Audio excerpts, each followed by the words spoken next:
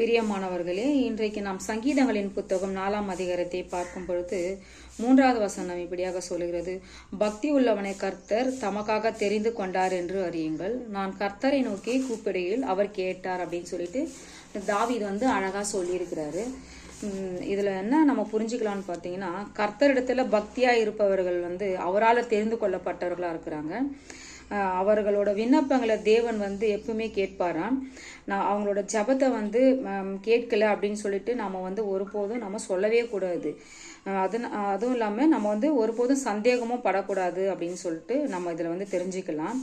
நாம் எதிர்பார்க்கிற பதில் கூட நமக்கு வராமல் அதுக்கு எதிர்மறைவான பதில் கூட நமக்கு கிடைக்கலாம். அது எல்லாமே நம்முடைய நன்மைக்கு தான் அப்படின்னு சொல்லிட்டு நாம் அது நம்ம புரிஞ்சுக்கணும். உண்மையாக கடவுள் நமக்கு நன்மை தான் தருவார் அப்படின்னு சொல்லிட்டு நம்ம புரிஞ்சுக்கணும். பக்தி உள்ளவன் கர்த்தர் அவருக்குன்னு தெரிந்து கொள்ளப்பட்ட உண்மையிலேயே அவன் பாக்கியவனா இருப்பான். அதுவும் இல்லாமல் அவன் கர்த்தருக்கு நன்றி சொல்ல கடமைப்பட்டவனா இருக்கிறான். பக்தி உள்ளவனை எதிர்க்கிறவன் கர்த்தருக்கு எதிரியா இருப்பான் அப்படின்னு சொல்லிட்டு இந்த வசனத்தின் மூலம் நம்ம தெரிஞ்சுக்கலாம். ஆமேன்.